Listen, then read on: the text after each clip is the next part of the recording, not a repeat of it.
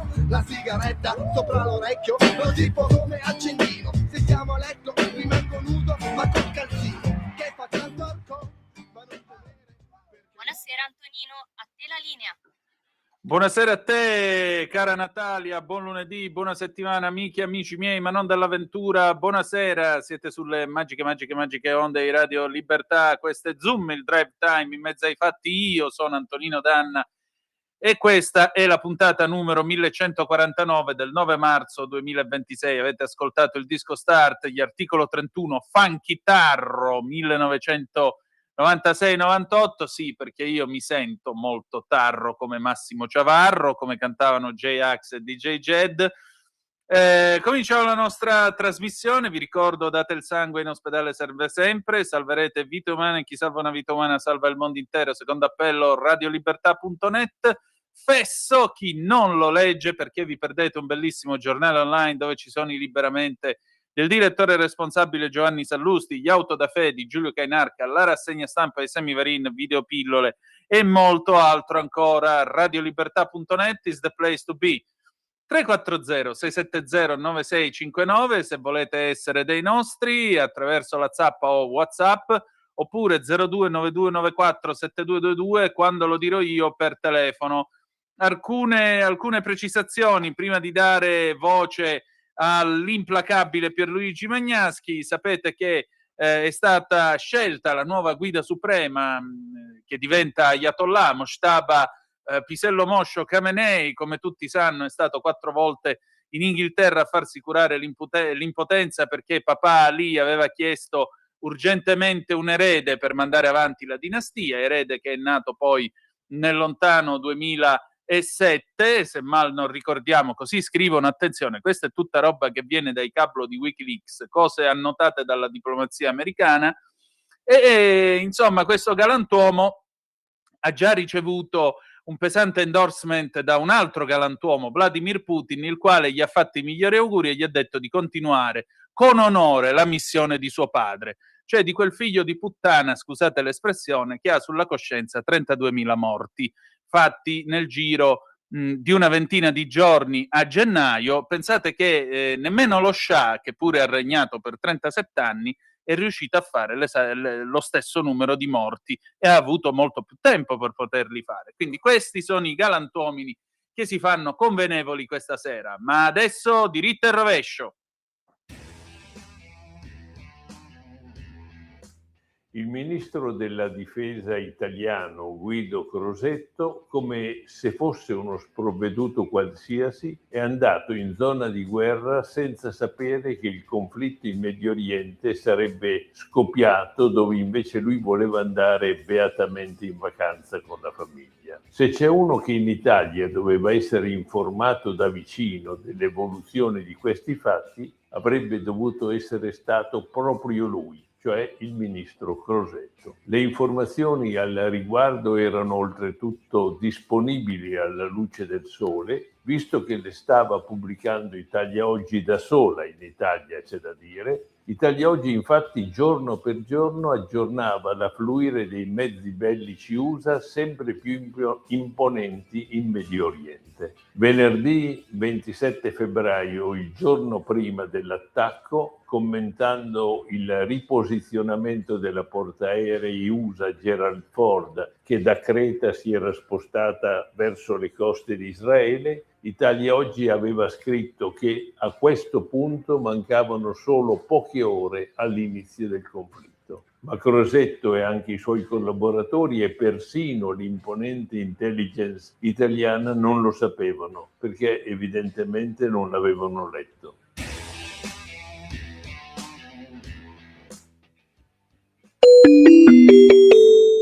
Qui Parlamento. E io voglio dare il bentornato alle 18:22 minuti e 43 secondi all'onorevole Alberto Gusmeroli, che ha anche una botta di jet lag, perché se non sbaglio mi dicono le mie fonti che è in arrivo dal Canada. Buonasera onorevole. Buonasera, ma sono tornato venerdì mattina, quindi allora lo ho ha abbondantemente recuperato. Però so che era lì per il nucleare, o sbaglio? Sì, sono stato praticamente 48 ore in Canada, il tempo di vedere una centrale, quella di Darlington, ero nella zona di Toronto, la centrale nucleare di Darlington, e soprattutto la prima costruzione al mondo, perché tutti ne parlano ma nessuno l'ha mai fatto, un modular reactor, un small modular reactor, che sono dei piccoli reattori da installare nelle industrie che consumano tantissima energia, quindi per esempio da noi acciaierie, cartiere, aziende chimiche, ed è la prima costruzione al mondo, e quindi sicuramente molto importante. Poi sono andato a vedere l'università, la McMaster, che è conosciutissima proprio per gli studi sul nucleare. Perché questo? Perché stiamo approvando nella Commissione Attività Produttiva, di cui ho l'onore di presiedere, la nuova legge sul nucleare, quindi è molto importante nell'ambito della delega al governo appunto sul nucleare essere sul pezzo, e tutto ciò che può servire, visto poi anche il caro energia che stiamo affrontando, per nel medio-lungo termine, anche se questi SMR hanno iniziato l'anno scorso a costruirli e tra 3 anni è finito. Quindi sono molto più veloci di una centrale nucleare.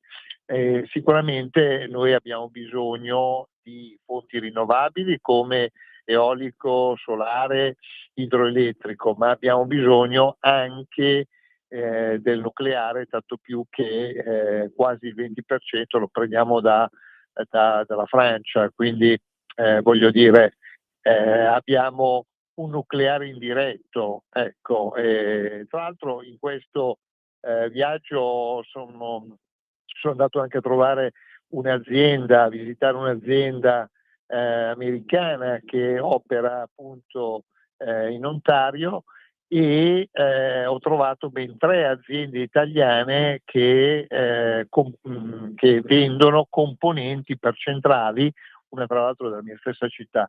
Quindi l'Italia e il mondo delle aziende italiane è leader in questo campo, però poi le centrali non le costruiamo e quindi rimaniamo dipendenti dall'energia acquistata dall'estero, e quindi essendo dipendenti poi siamo dipendenti anche dei mercati, come sta succedendo adesso, sia per ciò che riguarda l'energia che per il gas che per il petrolio.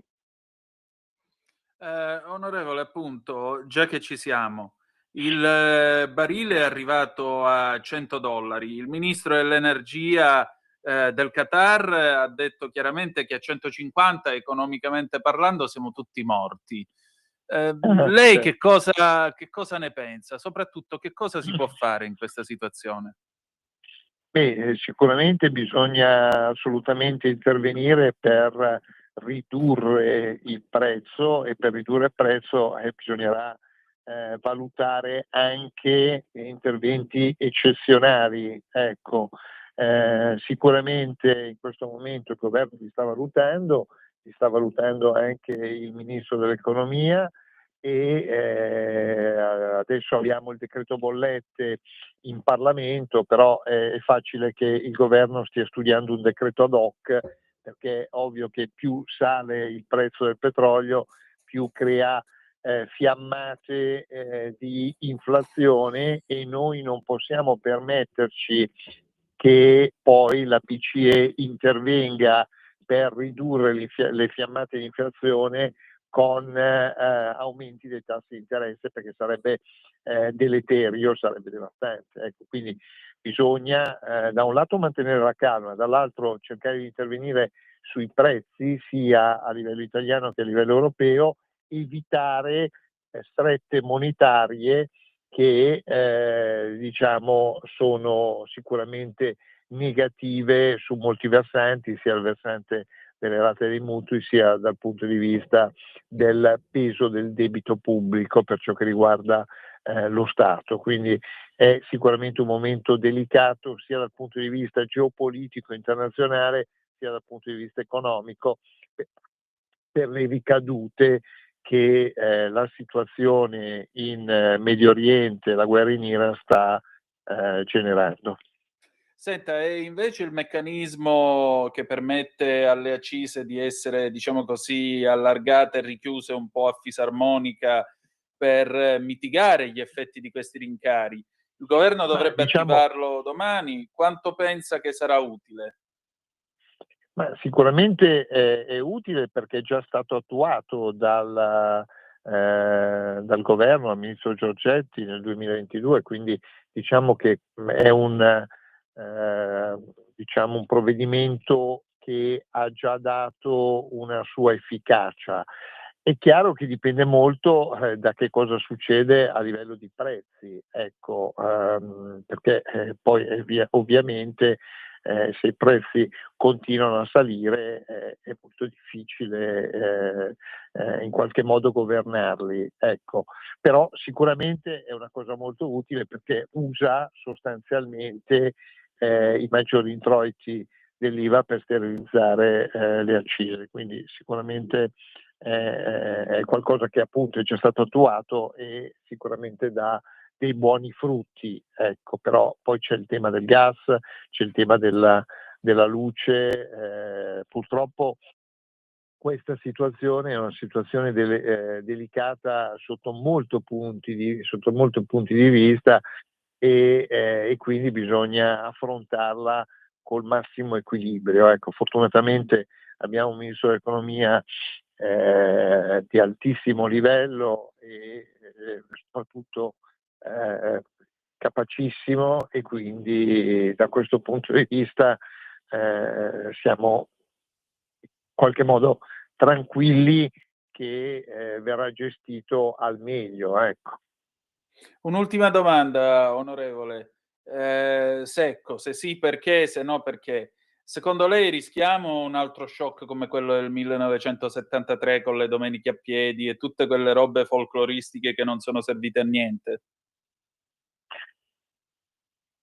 Allora, ha già detto lei che giustamente non sono servite, quindi diciamo che c'è un'autoregolamentazione, Allora, c'è una situazione di questo tipo, quando il prezzo della benzina diventa anche troppo caro e poi la macchina non la usa se non per necessità o per lavoro. Ecco, quindi c'è già di per sé un autoregolarsi. Il tema è che poi l'effetto è di minor spostamenti, minor turismo, minor consumi, cioè per quello che qualsiasi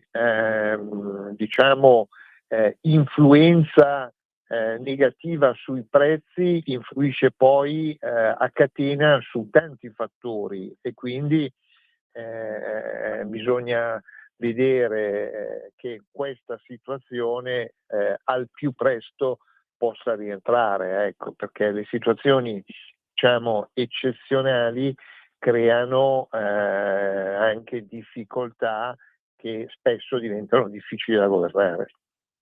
Molto bene, grazie, al piacere di Niente, sentirci grazie a voi presto. per l'invito, complimenti per la trasmissione e alla prossima. Un saluto Grazie a a tutti gli lei. ascoltatori. Grazie. Grazie ancora. Allora, adesso pausa, pubblicità e poi Bruce Springsteen, Born in the USA, 1984, a tra poco. Qui Parlamento. Stai ascoltando Radio Libertà. la tua voce libera, senza filtri né censura. La tua radio. Lo amiamo perché ci offre sempre le cose più buone e naturali. Linea Alberto Acerbis. Problemi respiratori, tosse, raffreddore, tosse secca, tosse grassa. Abbiamo il prodotto che ti può aiutare. Bronco Free, la soluzione bevibile alla bava di lumaca, timo, verbena, altea, papavero e marrubio. Un insieme di erbe e di prodotti che aiutano a sciogliere il catarro e a favorirne l'espettorazione in maniera naturale. La tosse è un meccanismo espulsivo naturale che il nostro organismo mette in atto quando all'interno delle nostre vie respiratorie entrano virus, entrano batteri, entrano sostanze che il nostro organismo ritiene dannose.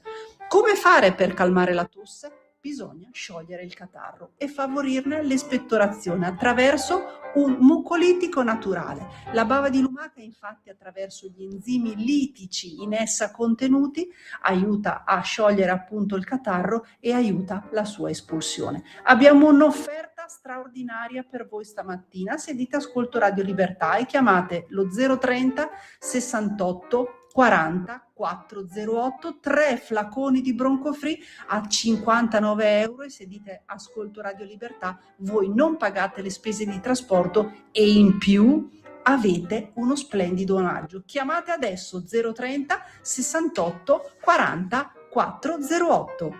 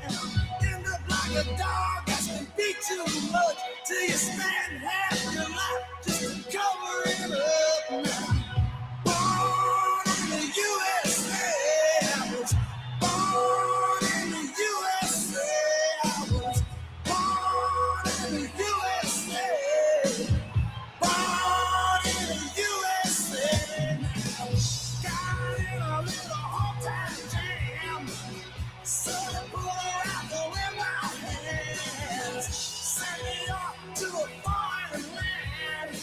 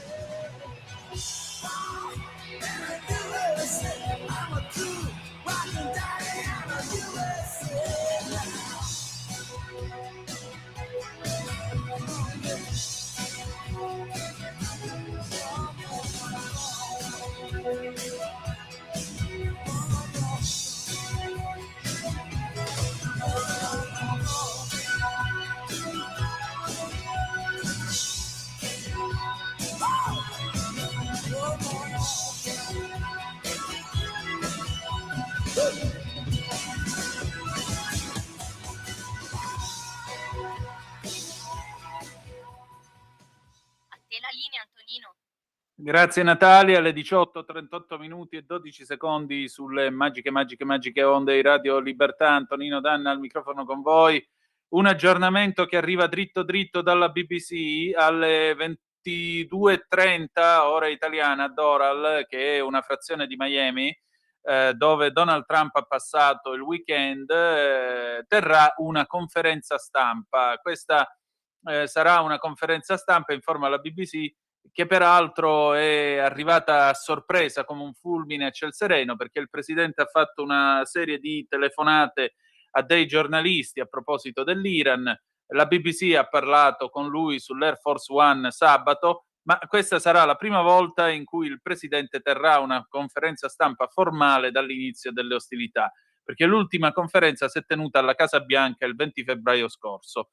È molto probabile che gli sarà chiesto qualcosa sull'aumento dei prezzi del petrolio, così come dei pensieri, delle idee sulla nuova leadership iraniana e su come lui veda la fine della guerra nel paese. Io vi voglio leggere un'analisi prima di passare al nostro faccia a faccia, che arriva dritto dalla BBC proprio sulla questione del petrolio. E dice la spirale del petrolio può essere rallentata ma non può essere fermata dalla manovra d'emergenza del G7. E nel momento in cui il prezzo del petrolio è arrivato a $115 al barile, quindi più o meno oltre 90 euro al barile, a un certo punto quest'oggi si è parlato di un incontro d'emergenza dei ministri delle finanze del G7. Pare che ci possa essere il rilascio di 300 milioni di barili di petrolio, che sono riserve strategiche, coordinate dall'Agenzia internazionale per l'energia. Questa ipotesi, questo rumor, è stata abbastanza per calmierare per un po' la crescita dei prezzi del petrolio, ma restano comunque molto più alti della chiusura delle borse di venerdì e molto più alti ancora dei livelli pre-conflitto. Vi ricordo che il conflitto è cominciato sabato 28 febbraio, cioè 10 giorni fa. Questo può creare poca sorpresa quando nel momento in cui milioni di barili di petrolio greggio sono bloccati nel Golfo e molte nazioni del Golfo adesso stanno riferendo di un rallentamento della loro produzione, altre addirittura prevedono di essere costrette a fermarsi del tutto. Una cosa che peraltro le libera dalla responsabilità di essere incapaci a garantire le forniture di petrolio, questo perché è dovuto a eventi fuori dal loro controllo. 300 milioni di barili, state un po' a sentire cosa dice la BBC, è un numero enorme, sarebbe oltre il doppio dell'intervento record fatto nell'aprile 2022 dopo l'invasione russa dell'Ucraina. Queste riserve sono state utilizzate soltanto 5 volte. Se ci fosse questo rilascio di questi 300 milioni di barili, rappresenterebbe un quarto delle riserve totali. In ogni caso, questo rischia di essere il più grande shock petrolifero mai registrato nella storia, quindi supererebbe ampiamente quello del 73 e quello del 1979. 300 milioni di barili, in effetti, è meno di 3 giorni di consumo mondiale di petrolio. Pensate, il mondo consuma, scrive la BBC, 104 milioni di barili ogni giorno. E circa un 15 giorni di traffico ordinario delle petroliere attraverso lo stretto di Hormuz. L'altro problema è che i ministri delle finanze del G7 potrebbero non essere tutti d'accordo all'unanimità. Tutti i ministri vorranno delle scorte navali nello stretto di Hormuz. Un nuovo sistema di assicurazioni risolverà il problema mentre i droni e i missili fischiano nei cieli sopra le petroliere e a volte le colpiscono pure. Nel frattempo gli Stati Uniti stanno spingendo l'idea della Russia come soluzione parziale attraverso l'uso di esenzioni delle sanzioni contro la guerra putiniana contro l'Ucraina. Liberare 300 milioni di barili di petrolio non risolverà tutti questi problemi. Per quanto possa essere potente il G7, la Cina, l'India e la Corea del Sud restano i principali clienti per la fornitura fisica di greggio del Golfo e gas. E perciò le navi gassiere dagli Stati Uniti che erano dirette in Europa adesso stanno facendo delle inversioni a U nell'Atlantico e si stanno muovendo verso il canale di Panama per fare le loro consegne invece in Asia. E che cosa dire del kerosene e dei fertilizzanti che al momento sono bloccati nel Golfo? Anche questa materia non sarà risolta da questo rilascio di 300 milioni di barili di greggio. È un grande intervento quello di cui si discute e potrebbe certamente calmierare per un po' la crescita fino a $150 al barile, ma pochi sul mercato hanno la volontà di scommettere sulla discesa dei prezzi dell'energia in queste circostanze. Questa è la lucida analisi della BBC che io vi offro a quest'ora, alle 18:44 minuti e 3 secondi di oggi, lunedì 9 marzo, puntata numero 1149 di Zoom sulle magiche onde di Radio Libertà. E adesso dove andiamo? Adesso andiamo a Miami, andiamo da Giorgio Guido Lombardi che, essendo un intimo del presidente Trump, ci spiega un pochettino come si vede la situazione dalle parti di Mar-a-Lago. Natalia, vai pure. E allora io ho il piacere di ritrovare un gradito ospite, Giorgio Guido Lombardi, che come sapete è un amico intimo del presidente Trump, suo vicino di casa, lo conosce molto bene. Giorgio, allora intanto grazie del tuo tempo e come sempre della tua cortesia. Ti volevo chiedere questo, come sta andando davvero la guerra? Perché il presidente lo vedo molto sul pezzo, lo vedo molto deciso, mentre invece c'è chi dice vedrete che tra un po' si stancherà, farà un passo indietro perché se no poi MAGA in vista delle elezioni di midterm se lo mangiano vivo. Guarda, questi qui sono quelli che non capiscono assolutamente niente della politica americana. La stragrande maggioranza degli americani, che siano di destra, di sinistra, di centro, sono tutti quanti molto patriottici. È sempre stato così e continuerà a essere così, e adesso soprattutto con Trump è ancora di più. Quindi il fatto di aver beccato Maduro e aver praticamente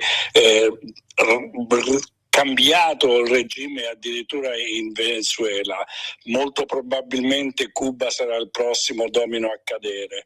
E adesso la guerra lì in Iran, chiaramente la stragrande maggioranza degli americani sono con il presidente e per una vittoria totale. Proprio ieri sull'aereo gli hanno chiesto di nuovo se lui avrebbe fatto diplomazia eccetera, perché lui comunque non è una persona che ama la guerra tanto, no? Anche quando c'era l'Afghanistan voleva andarsene, però ritirandosi adagio non come ha fatto Biden, ma comunque. E quindi diciamo che non è che si fa dissuadere da possibili cose che succederanno a novembre per le elezioni di midterm. Quello che sta facendo l'ha cominciato, sta andando molto bene, praticamente la stragrande maggioranza dei missili ballistici ma anche dei droni, quelli a breve gettata iraniani, sono là, 80% sono stati distrutti, lo sappiamo bene. Tutto quello che era nucleare è completamente distrutto, non c'è rimasto più niente. Adesso stanno facendo fuori tutto quello che potrebbero essere, che erano le fabbriche che facevano i droni e i missili eccetera, e quelle che potrebbero diventare in un futuro di nuovo fabbriche per fare armamenti bellici. Dopodiché ci saranno anche, come sta facendo Israele, colpiranno quello che rimane dell'esercito, aviazione non c'è più niente, marina c'è rimasto qualche barchetta a remi, quindi è un'operazione chirurgica che va benissimo, e lui, come ha detto sull'aereo, non accetteremo niente ma una resa totale e incondizionata. John Bolton, che come sai è stato il suo consigliere per la difesa nazionale. No, fermo. John Bolton è stato per qualche settimana lì, dopodiché abbiamo capito tutti quanti che era un traditore, è stato cacciato via, non è mai stato all'interno del cerchio, chiamiamolo magico, è rimasto lì 2 settimane, 3 settimane il primo governo Trump, perché ce l'hanno messo i repubblicani balordi, ma Bolton è persona non grata, non è mai stato e non è assolutamente uno di cui ci si può affidare, peggio che gli ayatollah. Allora lo togliamo dall'elenco. Invece qui in Italia c'è stato ha suscitato commenti il fatto che sia stata mandata la First Lady Melania a presiedere una riunione all'ONU quando si è trattato di discutere anche di questa guerra. Qualcuno dice che non è il caso, qualcun altro dice che Melania diventa invece sempre più forte. Quanto conta Melania dentro questa amministrazione? Melania conta moltissimo, perché c'è tutto un gruppo, diciamo, di persone che sono venute legalmente negli Stati Uniti, soprattutto dall'Europa dell'Est, però anche da tanti altri paesi. Ci sono delle comunità polacche, ungheresi, chiaramente ucraine e tutto il resto, molto grosse in tutte le maggiori città americane, che praticamente si identificano con Melania come una persona che è andata tramite tutta diciamo, la trafila legale per diventare prima residente e poi cittadina americana, e quindi si identificano con Melania. Poi ci sono moltissime donne che si identificano con Melania e con quello che lei ha cercato di fare, sta cercando di fare per quanto riguarda tutta la questione dei bambini, della pedofilia e questioni di questo genere. Quindi è, diciamo, una persona che per quanto riguarda la politica interna negli Stati Uniti è molto importante. Il fatto di dargli un pochettino di risalto alle Nazioni Unite penso che abbia sicuramente aiutato per quanto riguarda la politica spiccia di tutti i giorni, e in un certo senso anche per quanto riguarda proprio la figura di Melania sul piano internazionale. Senti, veniamo un attimo all'Europa. Faccio due nomi: Pedro Sánchez, primo ministro spagnolo, e Keir Starmer, Sir Keir Starmer, primo ministro inglese. Di Sánchez circola un video con lui che prova ad abbordare Trump e Trump gli dice just sit down, proprio non voglio avere a che fare con te, siediti, levati dai piedi. Per quanto riguarda Starmer invece il discorso è più grave, perché Trump non parla per capriccio, Trump parla sulla base della storia e dice: come? Noi avevamo questo rapporto speciale e tu non sei Winston Churchill, anzi ci stai mandando una portaerei adesso che non ne abbiamo più bisogno perché abbiamo vinto la guerra, sappi che me ne ricorderò. E questo cosa vuol dire? Che per un po' l'Inghilterra si fa un po' di purgatorio o è proprio la fine dei rapporti come li conoscevamo tra l'Inghilterra e gli Stati Uniti? Allora, per quanto riguarda l'Inghilterra, i rapporti di una volta sono sicuramente finiti.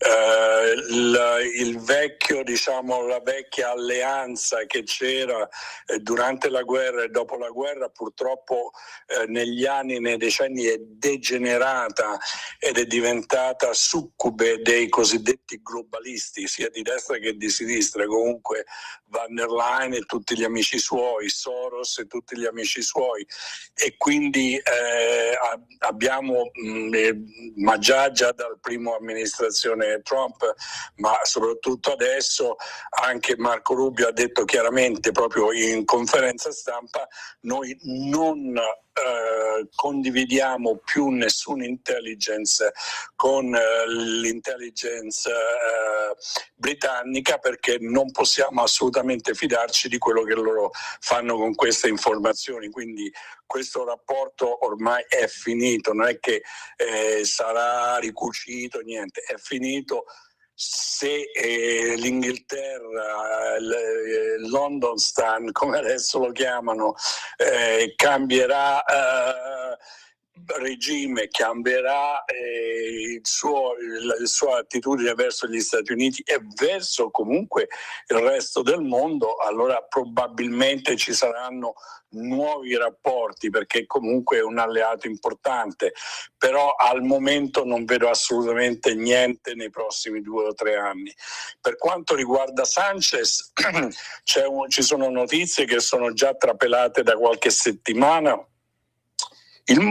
Il momento che Sánchez ha detto: voi non potete usare le basi che avete in Spagna, cosa che chiaramente non è assolutamente corretta, perché Spagna fa parte della NATO e quindi Trump aveva già detto: guardate che noi non abbiamo bisogno del vostro permesso, sono basi NATO, noi poi ci possiamo mandare gli aerei quando vogliamo, però rispettiamo quello che sono, diciamo, una certa legittimità del governo Sánchez, e quindi aspettiamo. Dopo 2 o 3 giorni Sánchez ha capito che comunque non poteva bloccare gli aerei e adesso ci stanno i B2, i B3, tutti i B12, le vitamine B americane sono lì sul suolo spagnolo e stanno facendo già sortite in Iran dal suolo spagnolo, quindi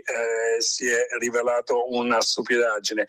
In più adesso chiaramente cominciano a uscire notizie che Sánchez, proprio lui stesso, mi pare abbia ricevuto un qualche cosa come $15 milioni da una organizzazione legata a Hamas addirittura, e il governo della sinistra estrema spagnola sono anni che riceve aiuti da fonti, diciamo, sospette iraniane, quindi queste cose verranno fuori alle elezioni, nonostante Sánchez cerchi di far sballare le elezioni dando il voto a 500.000 non aventi diritto.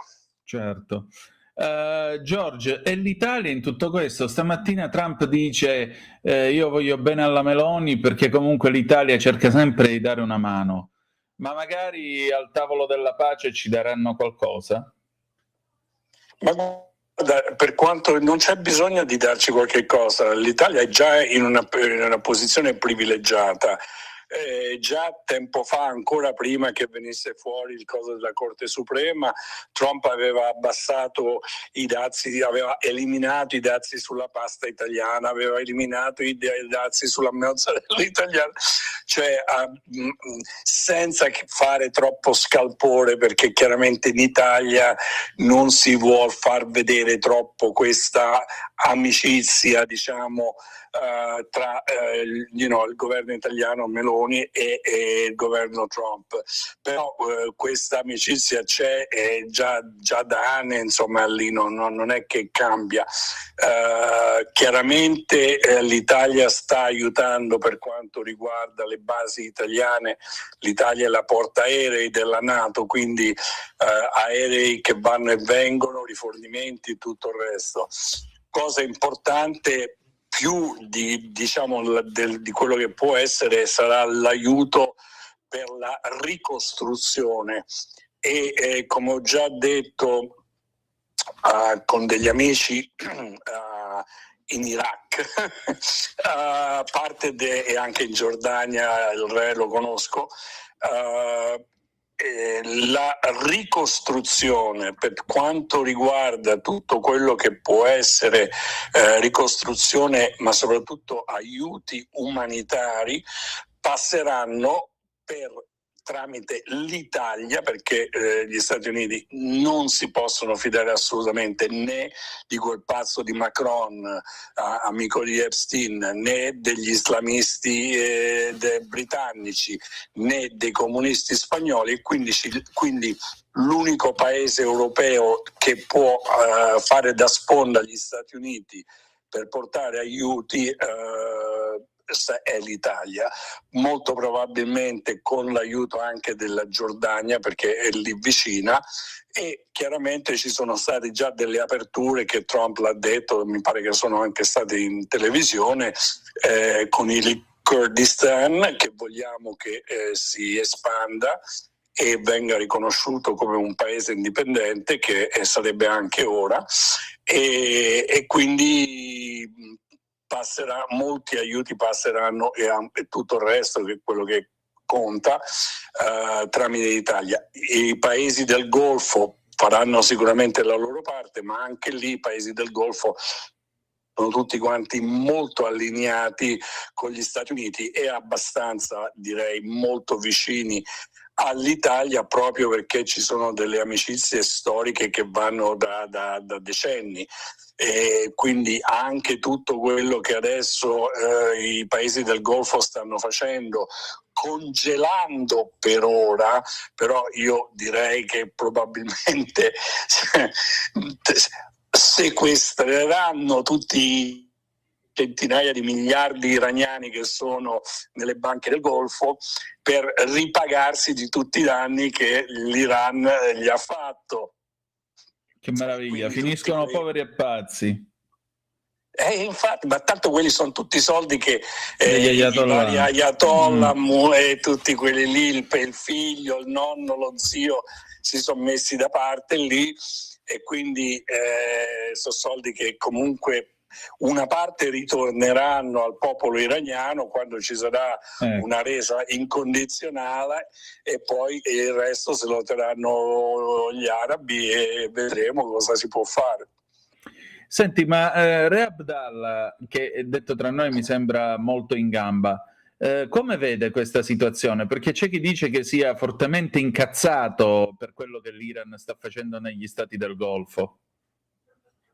Sono tutti quanti molto incazzati, e infatti colpiranno l'Iran dove gli fa più male, e cioè in tasca.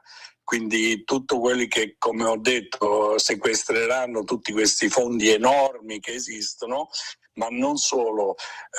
Già Bahrain ha accennato al fatto, perché il Bahrain condivide con l'Iran nel sottosuolo, sotto il mare, dei giacimenti di gas enormi, che vanno metà da una parte e metà dall'altra. Adesso il Bahrain dice no, sai cosa?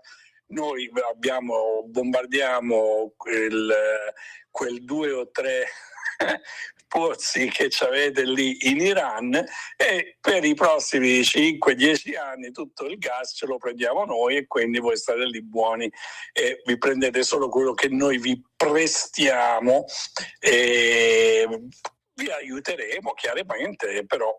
E comunque il petrolio continuerà a scorrere, perché tutti quanti hanno interesse che continui a scorrere, compresa la Cina, che ha ufficialmente chiesto al regime di Teheran di non minare lo stretto di Hormuz. Cioè i cinesi gliel'hanno detto proprio ufficialmente: per favore non minate lo stretto di Hormuz, perché quel 10-15% di petrolio che noi compriamo dall'Iran ne abbiamo bisogno, e quindi per favore non minate lo stretto. Sì, Newsweek scrive che quel 14% che passa serve soprattutto per le forze armate della Cina, e i cinesi non vogliono che finisca questa lifeline, perché non possiamo mandare avanti le navi da guerra col carbone o con le rinnovabili, ci vuole per forza il diesel, e il diesel si ottiene dal petrolio. Quindi senti, ma per concludere, secondo te, proviamo a fare un'ipotesi, quanto tempo ancora manca al crollo del regime e alla fine della guerra? Guarda, Trump ha detto 4, 5, forse 6 settimane. Non è una questione di armamenti. Gli armamenti, quello che rimane è poca roba. La questione è una questione purtroppo di volontà di quelli che sono rimasti, delle forze armate, delle guardie rivoluzionarie iraniane. Se questi sono veramente completamente pazzi e hanno interesse a rimanere lì, ci vorrà un po' più di tempo. Dal punto di vista militare, assolutamente 3, 4, 5, 6 settimane al massimo, cioè non c'è rimasto nient'altro. Cosa fanno? Tirano i sassi dopo.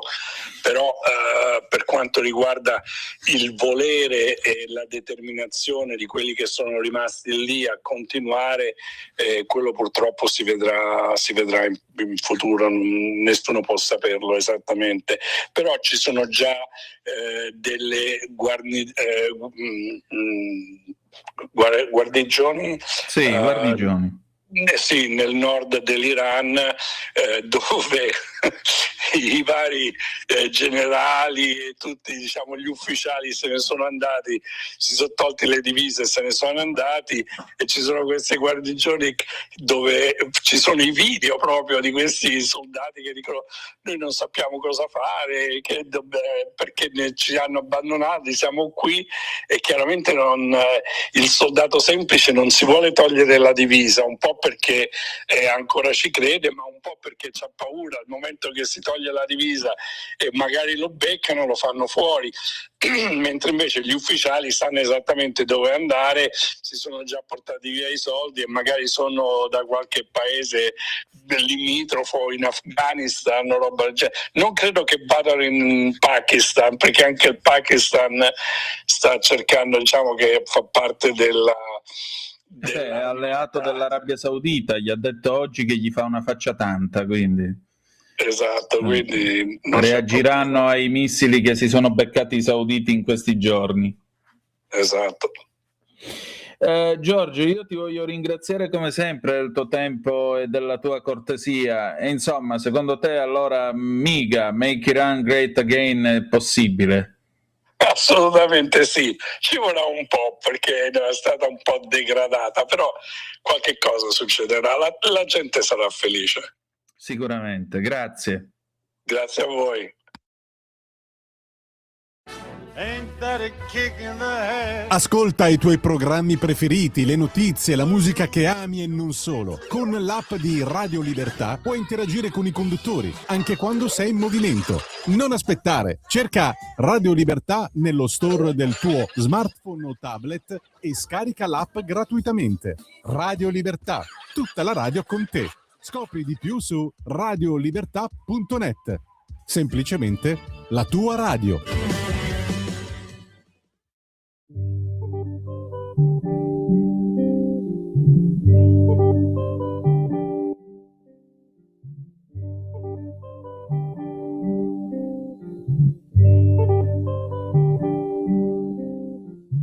Todo pasa y todo queda, pero lo nuestro es pasar, pasar haciendo caminos, caminos sobre la mar.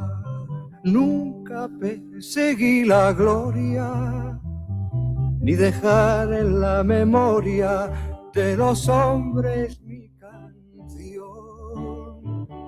Yo amo los mundos sutiles, ingrávidos y gentiles, como pompas de jabón. Me gusta verlos pintarse de sol y grana, volar bajo el cielo azul, temblar súbitamente y quebrarse. Nunca perseguí la gloria. Caminante, son tus huellas el camino y nada más. Caminante, no hay camino, se hace camino al andar. Al andar se hace camino y al volver la vista atrás se ve la senda que nunca se ha de volver a pisar. Caminante, no hay camino, sino estelas en la mar. Hace algún tiempo, en ese lugar, donde hoy los bosques se visten de espinos, se oyó la voz de un poeta gritar: caminante, no hay camino, se hace camino al andar. Golpe a golpe, verso a verso, murió el poeta lejos del hogar que cubre el polvo de un país vecino. Al alejarse le vieron llorar. Caminante, no hay camino, se hace camino al andar. Golpe a golpe, verso a verso. Cuando el jilguero no puede cantar, cuando el poeta es un peregrino, cuando de nada nos sirve rezar.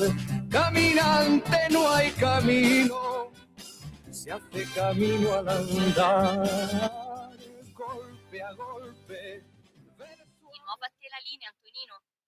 Grazie Natalia, alle 19, 8 minuti e 52 secondi sulle magiche onde di Radio Libertà. Antonino Danna al microfono con voi. La nostra Luciana Savona su Facebook ci scrive: magnifico ascoltare Mr. Lombardi. Grazie Antonino per questo regalo. No, il regalo ce l'ha fatto lui come sempre e sono io che ringrazio l'immenso Giorgio Guido Lombardi, cara Luciana. Questa è la verità. Allora, bella gente, il telefono è aperto 0292947222. Abbiamo proprio poco tempo perché, come avete sentito, questo è Cantares di Juan Manuel Serrat, anno di grazia 1969. Questo introduce la nostra puntata, il nostro appuntamento del lunedì con Carla De Bernardi, lo sapete, sulle orme del Cammino di Santiago. Diamo un'occhiata all'ANSA. Medio Oriente Live, Trump hanno commesso un errore con la nuova guida suprema, non so se durerà. La NATO abbatte un missile sulla Turchia, Macron un attacco a Cipro e un attacco all'Europa.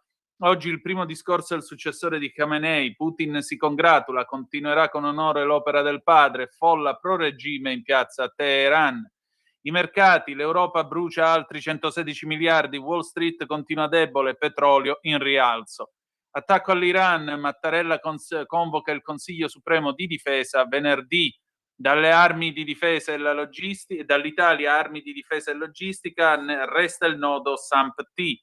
Toghe e plotone d'esecuzione, col sì ce le togliamo di mezzo, bufera su Bartolozzi, Meloni posta un video sui social, il voto è sulla giustizia, non mi dimetto se vince il no, anche perché la Meloni non è Renzi. Ancora scioperi a marzo, il 9 disagi per scuola e sanità. Ancora diamo un'occhiatina anche a Iran International, vediamo un pochettino che cosa succede nel Golfo. Noi vi teniamo comunque aggiornati sulla guerra, questo è il nostro del resto mestiere. Eccoci qua, andiamo a dare un'occhiatina sugli ultimi aggiornamenti, vediamo Iran International pubblica un video, sono i resti della polizia iraniana in quel di Kermanash, che è stata letteralmente rasa al suolo da un attacco israeliano. Ecco, Donald Trump sta parlando, ha parlato con la NBC, ha detto che lui ritiene che l'Iran abbia commesso un grosso errore scegliendo Mojtaba Khamenei come nuova guida suprema. Non so se è destinata a durare, penso che abbiano fatto un grosso errore. Ha anche detto che è troppo presto per discutere la possibilità che gli Stati Uniti sequestrino il petrolio iraniano, anche se non ha escluso tale decisione. Tra l'altro, mezz'ora fa è cominciata una nuova ondata di attacchi e in particolare si sono sentite delle esplosioni in alcune città del paese. Isfahan, per esempio, che è una delle sedi del programma nucleare, ve lo ricordiamo, ma anche ad Ahvaz, Zahedan nella provincia del Sistan e nel Baluchistan. Zahedan, tra l'altro, è la sede dei sunniti iraniani, mentre la prevalenza dei musulmani iraniani sono sciiti, sono di scuola sciita. La Turchia ha convocato l'ambasciatore iraniano a proposito del nuovo missile che oggi è stato lanciato nello spazio aereo della Turchia, ma che è stato abbattuto dalle difese antiaeree turche. E c'è un altro paese che sta per mandare una nave da guerra a Cipro, è l'Olanda. L'Olanda manderà, appunto, dietro richiesta della Francia, una sua fregata antimissile per proteggere naturalmente l'isola di Cipro. Questo per effetto della crescita, sì, l'Olanda, per l'effetto della crescita della crisi nel Medio Oriente. La scorsa settimana il governo olandese ha detto che la Francia ha chiesto che arrivino delle fregate olandesi specializzate nella difesa aerea e nel comando di una squadra navale, questo per dare supporto alla portaerei francese Charles de Gaulle, che come si sa sta facendo rotta verso il Mediterraneo. Un'ultima cosa, il comandante dei Pasdaran del settore dell'aerospazio, Majid Mousavi, ha detto che l'Iran non lancerà più dei missili con delle testate che pesino meno di 1 tonnellata di TNT, di esplosivo, segnalando quindi una potenziale escalation nella dimensione dei propri attacchi. Ha anche aggiunto che la gittata e l'intensità dei missili aumenterà con degli attacchi che diventeranno molto più ampi per quanto riguarda lo scopo e gli obiettivi.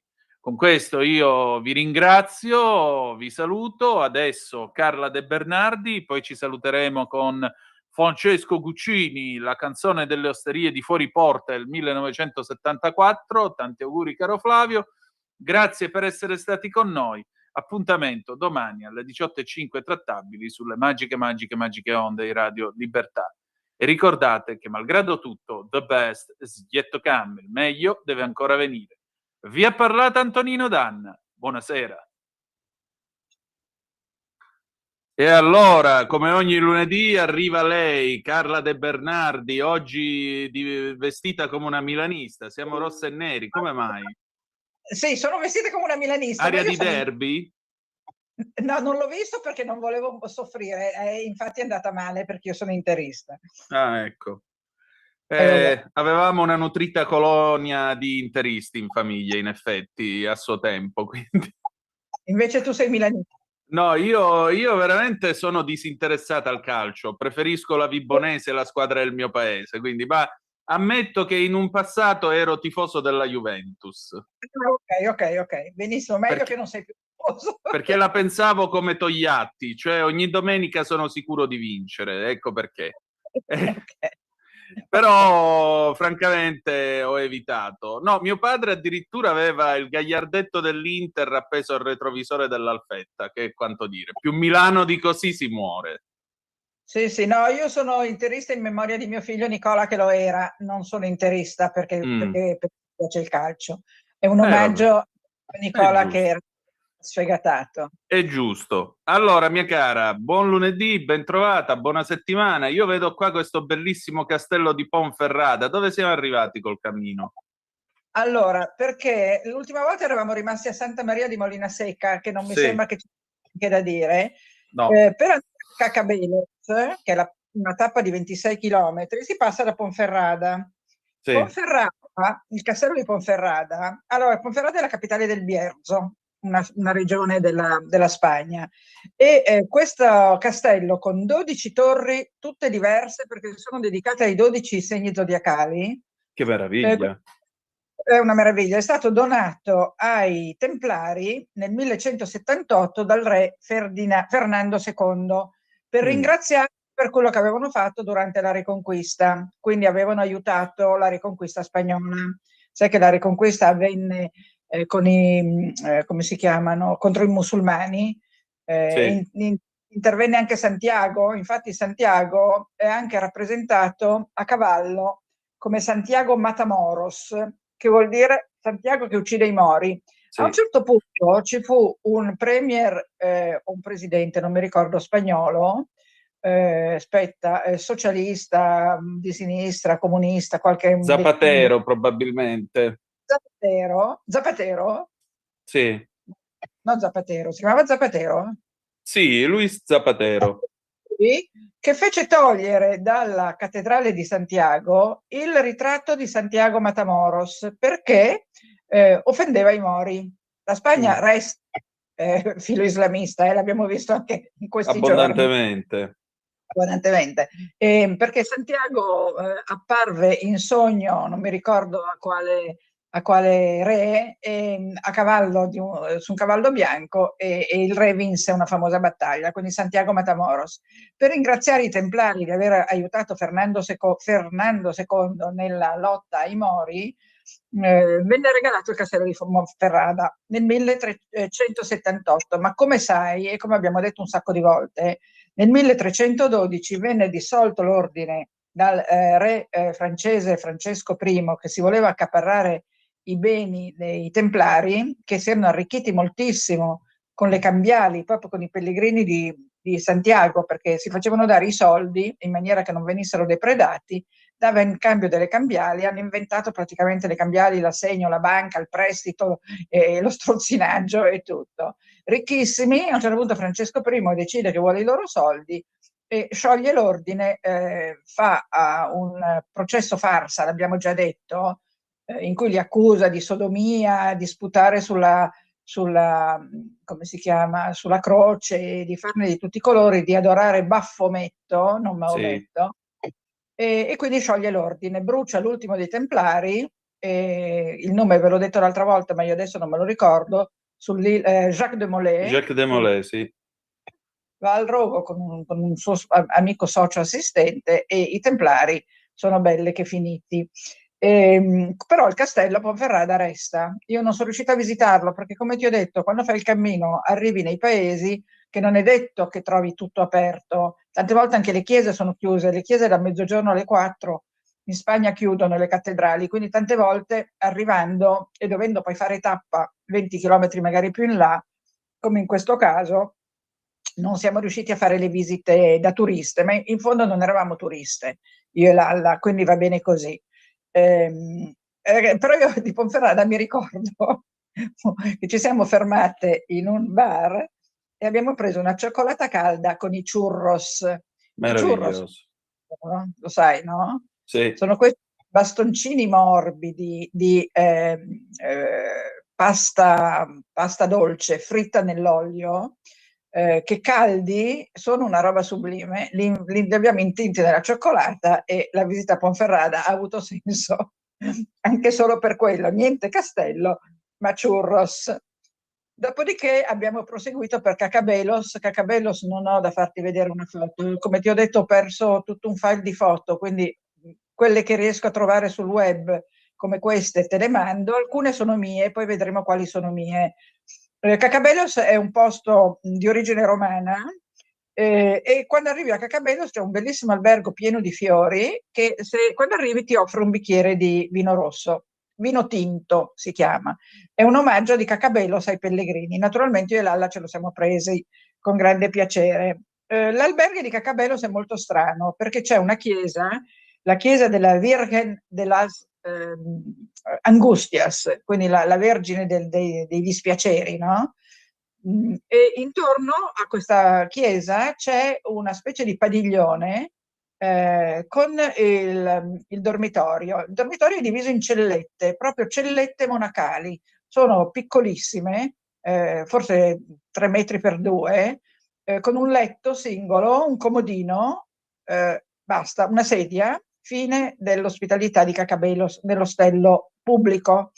Io mi ricordo che di notte per andare a far pipì ho dovuto uscire perché non c'era il bagno era fuori e faceva un freddo porco. Mi ricordo benissimo che sono uscita nel freddo perché ormai eravamo ai primi di ottobre e quindi cominciava a far freddo e quindi sono uscita nel freddo e sono andata a far pipì, non potevo farne a meno. Nell'alberghe non mi ricordo in che punto, anzi voglio dirti una cosa, io ti ringrazio di potermi fare ripercorrere il Cammino di Santiago, perché grazie a te, grazie a te io lo sto ripercorrendo e sto ricordando delle cose che francamente mi ero dimenticata, perché la nostra memoria non può tenere tutto, tiene solo una parte dei ricordi. E i ricordi di Santiago che io ho sono bellissimi, ma non sono così dettagliati. Quindi non mi ricordavo che c'è un pannello policromo dove c'è Gesù, Gesù bambino, mi sembra, Gesù piccolo, se non ricordo male, che gioca a carte con Sant'Antonio da Padova. Niente di meno. Niente di meno che Sant'Antonio da Padova, poi ne parleremo perché quando avremo finito il cammino, se hai voglia, potremmo fare il cammino di Assisi. Certo che sì.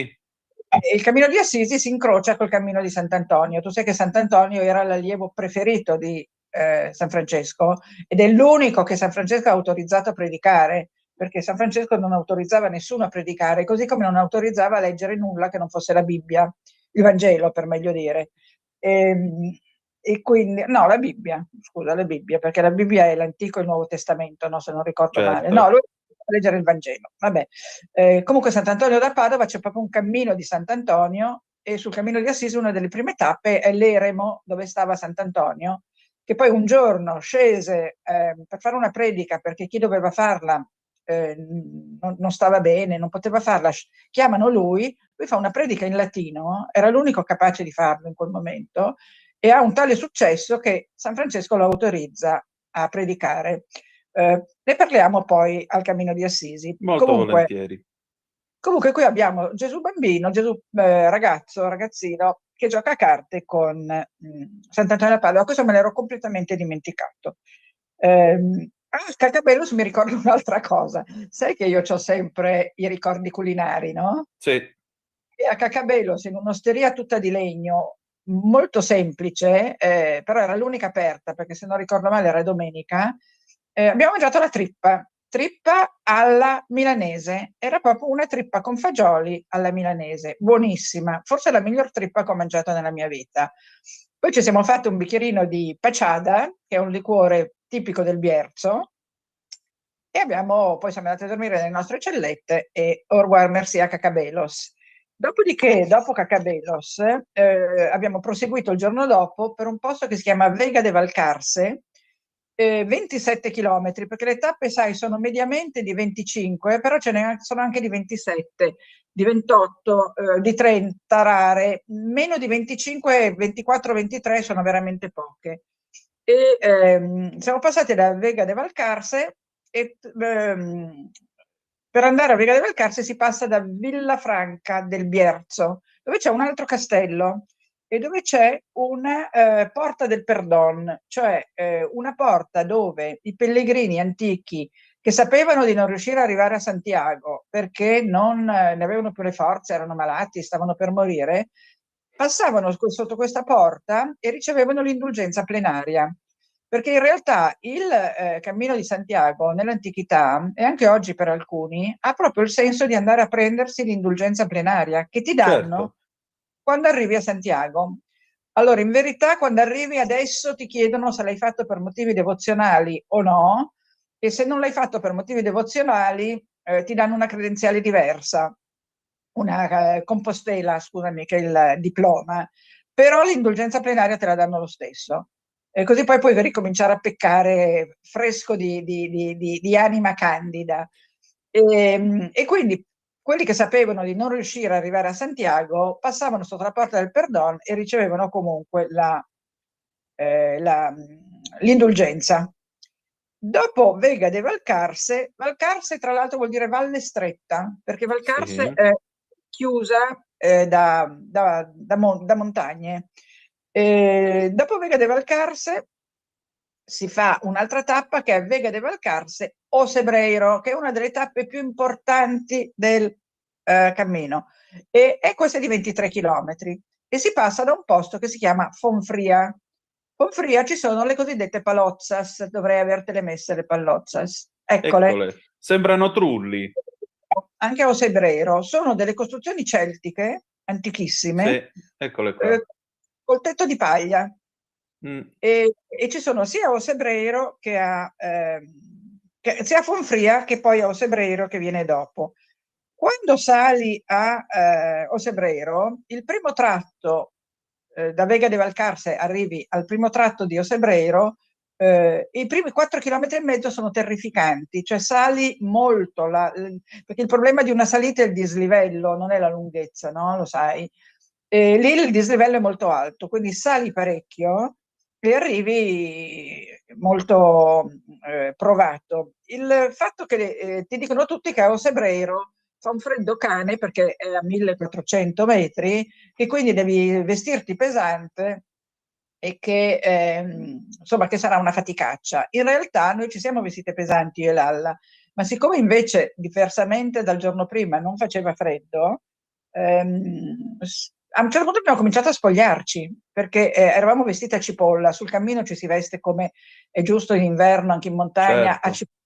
E quindi a ogni villaggetto, a ogni tappa, perché ci sono diverse tappe, ci toglievamo qualcosa. A Osebreiro siamo arrivate in calzoncini e maglietta, per dirti, con tutta la roba pesante infilata nello zaino.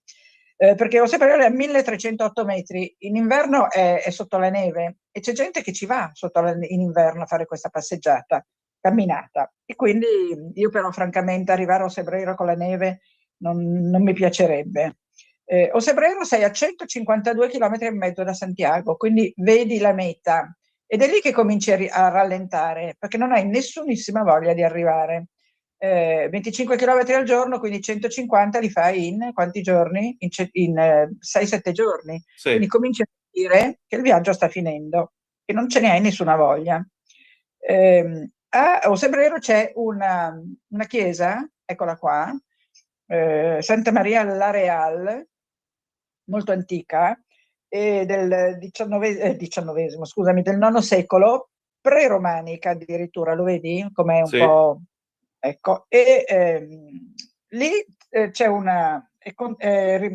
conservato il calice del miracolo, calice del milagro, perché a un certo punto nell'antichità arriva un pellegrino blasfemo che dice uffa, ho fatto tutta questa strada per vedere un pezzo di pane e un bicchiere di vino, riferendosi all'Eucaristia, e di colpo il pezzo di pane diventa carne e il calice di vino diventa sangue.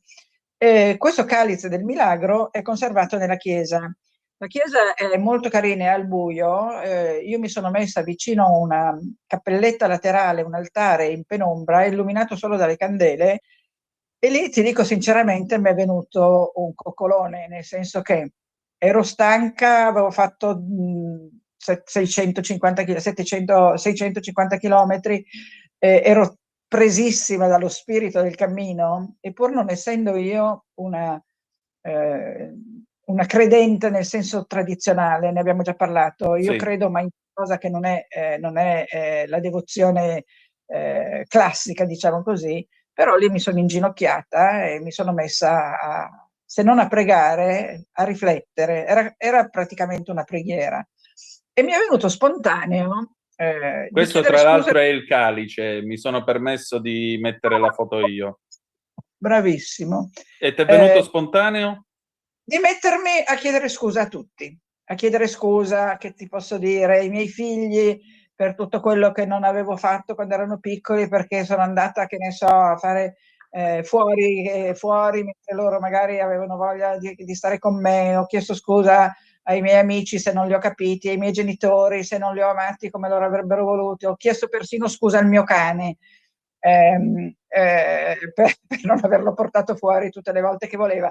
Mi è proprio venuto spontaneo dire: porco cane, io qui devo fare qualcosa, devo chiedere scusa, e devo chiedere scusa a tutti, e devo chiedere scusa anche a me stessa, perché mi sono tante volte punita, perché lo facciamo tutti, no? Ci puniamo, ci Sì, prendiamo, ci massacriamo di sensi di colpa, e allora ho perdonato tutti, compreso me stessa. E ti assicuro che quando sono uscita da quella chiesa mi sentivo leggera. Io nel libro ho scritto come una libellula dalle ali di cristallo, perché mi sentivo leggerissima, era come se avessi fatto i conti col passato, molto più che alla Cruz de Hierro. Cruz de Hierro era stato un po' un rituale, sai, mettere il sasso, abbandonare i problemi del passato, ma era stato più un rituale più folcloristico per me. Beh, ma almeno. vedi, da un punto di vista cattolico è chiaro che un milagro eucaristico, un miracolo eucaristico come questo, c'è l'Eucarestia che è la presenza reale di Gesù Cristo, per cui tu sei stata vicina al Signore, vivo e presente, per cui è stato un dialogo con Lui, e l'adorazione eucaristica è comunque una pratica. Da notare una cosa: quando si fa l'adorazione eucaristica mica ci sono formule da recitare o cose, si parla direttamente con nostro Signore, che è quello che hai fatto tu. Tu hai fatto adorazione eucaristica senza saperlo. Senza saperlo, sì, perché sicuramente ho fatto un dialogo con un'entità che io non so come chiamare, ecco, questo, capito? Io non usare i nomi che si danno normalmente a queste cose. Tu ci hai azzeccato in pieno, però perché quello è quello che io ho fatto. Infatti sono uscita di... Te lo do io il nome, Gesù Cristo, from Giudea, quindi da Nazareth, quindi è lui, è lui. Grazie di questa precisazione. Detto anche Salvatore, quindi va bene così. Salvatore o Salvo o Tore in Sicilia. Certo, l'importante è che sia lui, lo abbiamo identificato. Dopodiché io e Lalla naturalmente siamo andati a mangiare, come al solito. Figurati. Beh, sai, abbiamo fatto... ma qui torna Manzoni, vedi, dice: la refezione, giacché siamo fatti di corpo e anima, riuscì più gradita a Renzo. Quindi... Esattamente, quindi ci riuscì molto gradita la colazione, a me e Lalla, che non disdegnavamo mai. No, in verità a mezzogiorno di solito mangiavamo una mela, un panino, delle noci, cioccolato no, perché si scioglieva, delle cose, però quel giorno lì a Osebreiro c'era una trattoria molto attraente e ci siamo seduti a tavola e come al solito abbiamo mangiato il polpo gallego, perché lì stai per entrare in Galizia. Mi ricordo una colazione molto molto piacevole, dopodiché abbiamo cominciato a scendere, perché dopo Osebreiro si scende e si va appunto dall'alto si vede un panorama molto bello che tu forse c'hai col nome di Linares. Sì, eccolo qua. Ecco, vedi, questo è il panorama che vedi scendendo da Osebreiro. Era una giornata bellissima, questa è una mia foto. E dopodiché abbiamo cominciato la discesa, che però era discesa fino a un certo punto, perché a un certo punto si risaliva all'Alto de San Roque, San Rocco. San Rocco è il patrono delle calamità naturali e dei pellegrini. Sì. San Rocco è un santo francese. E a San Roque, questa la foto non l'ho cercata sul web purtroppo, ma c'è l'immagine di un pellegrino che cammina nella tempesta. Se per caso la trovi, ce la fai vedere? Vediamo un attimo se la trovo. Intanto dico una cosa io, visto che San Rocco è santo francese, molto venerato in Calabria, tra l'altro, perché non è solo protettore dei pellegrini, Alto de San Roque, è anche protettore delle ginocchia. Per cui, ecco, e si fa praticamente Ginocchia ai pellegrini. Come? È collegato Ginocchia ai pellegrini? Beh, per forza direi. E sostanzialmente cosa succede? Succede che la sua festa è il 16 di agosto, molti di voi lo sapranno, e in particolare quando qualcuno in quel periodo in Calabria cade, allora si dice che San Rocco voli papuna, cioè San Rocco chiede che tu per devozione ti mangi questo dolce fatto in casa che si fa nel forno a legna, che si chiama papone. È un dolce di, come si dice, un dolce di, oddio santo, di pasta frolla, che al centro ha un bellissimo... oddio, abbiamo perso Carla? Come mai? Come mai Carla? Perché abbiamo perso Carla? Aspetta un attimo che la ritroviamo. Aspetta che la ritroviamo. Dicevo, questo è un dolce che viene fatto con la pasta frolla, c'è dentro un uovo e in particolare viene fatto, sopra ci si mette la glassa e si cuoce al forno. Quando è che qualcuno cade in quel periodo e si sbuccia un ginocchio, dice per devozione devi mangiare il papone di San Rocco. Adesso vediamo di ritrovare la nostra Carla, perché si è persa sul più bello, ma dovremmo farcela un momentino e vediamo un attimo di riacchiapparla. Ecco appunto, quindi ci vuole il papone di San Rocco e qui abbiamo il pellegrino nella tempesta, come vedi. Esatto, esatto. È meraviglioso, quando arrivi su a San Roque trovi questa cosa qua e naturalmente fai le foto e io purtroppo, come dico, le ho perse. San Rocco non solo protegge i pellegrini, ma l'abbiamo detto, veniva invocato anche durante la peste, durante tutte le epidemie. Lui era San Rocco di Montpellier. Però morì in Italia, morì a Voghera il 15-16 agosto. Allora mia sorella Beba, un tipetto molto piccante quando era giovane, e una persona straordinaria sempre, si è sposata a San Rocco di Camogli il 16 o 17 agosto del 1969. Chiesetta di San Rocco di Camogli Camogli è un paese ligure stupendo, che poi Camogli vuol dire casa delle mogli, perché le mogli aspettavano il ritorno dei marinai, infatti le case sono altissime proprio per vedere lontano, no? E c'è questa chiesetta di San Rocco e mia sorella si è sposata lì. La cosa divertente, guarda, ti racconto questo aneddoto di mia sorella, poi passiamo oltre. Lei si è sposata che aveva 17 anni con un ragazzo che ne aveva 19. Sono tuttora sposati, quindi non hanno fatto una stupidaggine. Hanno avuto 4 figli e sono scappati nel luglio del 69. Sono scappati in Scozia, dove c'è un paese, Gretna Green. Ecco la chiesa di Camogli. Ecco, San Rocco. Erano scappati a Gretna Green, dove c'è un paese dove anche minorenne, senza permesso, ti puoi sposare pur di avere la residenza lì. La residenza te la danno dopo 15 giorni che sei lì. Allora immagina mia sorella, 17enne, incinta, perché questo era il fatto, di un bambino, una bambina che sarebbe poi nata in dicembre. Sono scappati questi 2 ragazzi giovanissimi, 17 e 19, non avendo il coraggio di dire ai genitori quello che stava succedendo, soprattutto perché i genitori di lui erano molto conservatori, non tanto i miei che erano invece un po' anarchici. Sono andati a Gretna Green, sono stati lì 15 giorni, hanno preso la residenza, hanno chiamato un testimone che passava per caso, perché lì a Gretna Green tutte le persone con una piccola cifra ti fanno da testimone, si sono sposati e sono tornati in Italia.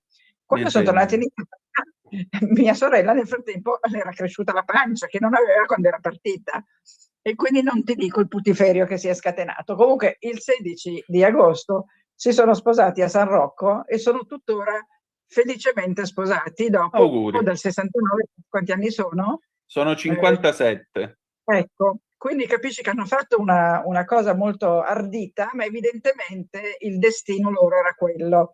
Detto questo di San Roque, dopo San Roque c'è un altro alto vuol dire salita, no? La salita dell'Alto do Poio, che ti porta a 1400 metri in pochissimo spazio.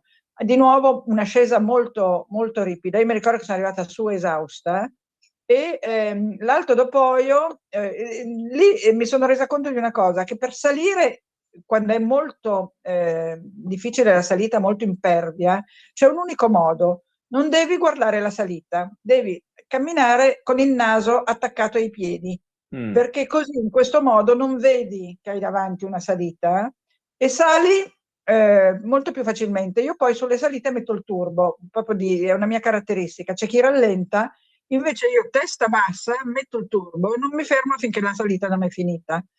E divento praticamente parte della salita. Mi ricordo che nel mio libro a un certo punto dico: ero anch'io terra e sassi, perché salivo come se rotolassi tu per questa salita, e mi sentivo veramente parte della salita. Ecco, devi entrare a far parte della salita. Se riesci a fare questo, la salita non è più faticosa. Dopodiché, dall'Alto do Poio siamo scesi verso un posto che si chiamava Triacastella. No, devo dirti anche una cosa: a Fonfria, nella Pallozzas, abbiamo dormito. E la Pallozzas era una, come si chiama, una costruzione tonda celtica. Questa è proprio la Pallozzas dove ho dormito, anche questa è una foto mia, vedi, con una porticina senza finestre. Sì. Senza finestre, in mezzo alla campagna, questo tetto spiovente di paglia, e dentro c'era un soppalco dove si mangiava, con una grande tavolata per tutti. In mezzo alla Pallozza c'era un camino acceso, un camino tondo acceso, e poi c'erano le camerette, o una camerata, adesso non mi ricordo se camere singole, camere doppie o quadruple o camerata, in cui si dormiva in letti di legno.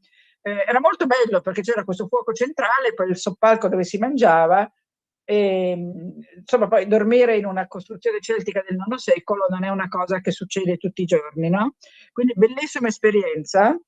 E anche lì abbiamo mangiato tantissimo la sera, mi ricordo che lì c'era una zuppa di legumi fantastica, e poi alla fine ci siamo bevuti un orujo, che è un altro liquore tipico del Cammino di Santiago, e io o la pacciada o l'orujo ce lo siamo sempre concesso. Una cosa che mi sono dimenticata di dire è che nella chiesa di Osebrero è sepolto Elias Valigna, cioè quello che ha fatto tutta la segnaletica di Santiago, è proprio sepolto a Osebrero, perché era il suo posto del cuore, no? E quindi l'hanno sepolto lì. Allora adesso siamo arrivati a Triacastella, si scende verso Triacastella. Triacastella è un posto carino, ma niente di che. No, quello dopo no, questo non te l'ho detto. La camera da letto succede prima di salire a Osebreiro, eravamo a Vega de Valcarce, l'ostello era strapieno. Non c'era posto, l'unica volta che mi è successo che nell'ostello di non trovare posto, ma in più faceva caldo, ti ho detto che poi il giorno dopo faceva caldissimo, sembrava veramente un caldo torrido, e come si chiama? L'ostello non era molto piacevole, c'era un'aria molto pesante, c'erano le mosche, e poi comunque non c'era posto. Allora io e Lalla siamo andate in una pensione sul fiume, Pension Fernandez, ci siamo prese una cameretta per uno, la vedi quanto era carina? Sì. E lavandino in camera, il bagno fuori, abbiamo mangiato sulla terrazza che dava sul fiume, quindi una cosa veramente da fare con un fidanzato. Io ero con Lalla, non era la mia fidanzata, ma è stato piacevole lo stesso. La cosa buffa è che la mattina dopo io e Lalla ci siamo viste intabarrate come alpinisti per andare a Osebreiro, e io ho detto, sai Lalla cosa ho fatto io stanotte? A un certo punto mi davano fastidio le lenzuola e le coperte, non le riuscivo a sopportare, le ho tolte e mi sono infilata nel sacco a pelo. E lei mi ha detto, sai che l'ho fatto anch'io? Perché ormai eravamo abituate a dormire nel sacco a pelo che prende la tua forma, no? È una specie Certo. di guscio. Involucro. Quindi il lenzuolo con la coperta sui piedi ci dava fastidio. Ed è stata l'unica volta che abbiamo dormito in una locanda, per il resto sempre ostelli pubblici o religiosi. Siamo negli ultimi 5 minuti, questo è Samos. Siamo al monastero benedettino di Samos e lì da Trecastela, dove pioveva in un modo terrificante, là incontriamo altri 2 pellegrini che dicono noi prendiamo un taxi per Sarria. Sarria è una tappa importante, poi te la racconterò quando ci arriviamo, che è la prossima, e io ho detto no, io non se ne parla neanche, ho fatto il voto a me stessa di non prendere mai un mezzo con le ruote sul cammino di Santiago, vado anche se piove. Mantella, copri zaino e sono partita. Quella tappa lì, da Trecastela a Sarria, ha 2 possibilità. Una è passare da San Xil, che è tutto un percorso abbastanza più corto di 5 chilometri, dove passi da dei villaggi, oppure passare dei boschi 5 chilometri più lungo e andare al monastero di Samos. Io ho detto no, piove troppo, non vado a Samos, ci andrò la prossima volta. Passo da San Xil. Secondo te cosa ho fatto? Sono passata da Samos perché il cammino ti fa i dispetti delle volte. Deve aver pensato, no, col cavolo che non vai a Samos, cara la mia pellegrina. E evidentemente ho preso una freccia, ho interpretato male una freccia e a un certo punto vedevo il bosco, dicevo, ma dove sono i villaggi? Ma non, questo è perché avevo con me la guida del cammino che diceva che avrei attraversato dei paeselli e che la strada era la descriveva in un certo modo, invece io ero nei boschi. C'era solo un cane che per un lungo pezzo mi ha seguito, poi se n'è andato e a un certo punto sotto di me, quella visuale che hai, compare il monastero di Samos, monastero benedettino in stile in parte tardogotico, in parte barocco, in parte rinascimentale, in parte barocco, questa è la sequenza artistica, bellissimo, enorme, e forse io te l'ho messa la foto del monastero visto dall'alto, l'hai messa poco fa. Sì, abbiamo prima questa e poi ne abbiamo un'altra, il monastero visto dall'alto, che ora io vado a recuperare anche perché i minuti sono veramente pochi rimasti. Finito. Ecco qua. Eccola qua. Questo è esattamente quello che io ho visto arrivando a Samos. Poi ci dovrebbe essere anche un portale barocco, no? No, il portale non ce l'ho.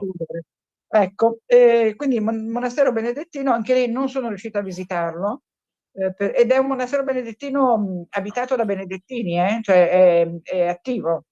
Molto bene. E c'era una specie di chiostro, questa è l'ultima cosa divertente di Samos, poi partiremo per Sarria, con una crociera e in mezzo alla crociera c'era scritto "Che miras, Bobo?", che vuol dire "cosa guardi, sciocco?". Bellissimo, tipo scemo chi legge. Sì, esatto. Poi ho seguito per Sarria e ne parliamo la volta prossima. Mi sono arrivata con la febbre perché avevo preso talmente tanta acqua e tanto freddo che a Sarria avevo la febbre, ma di questo parleremo lunedì prossimo. Lunedì prossimo ci sei tu? Sì, certo che sì. Ok, no, mi avevi detto che avevi qualcosa da fare di... No, è dopo. Va bene. Grazie come sempre, ci ritroviamo tra 168 ore. Grazie ancora. Ciao Antonino, ciao a tutti gli ascoltatori, grazie.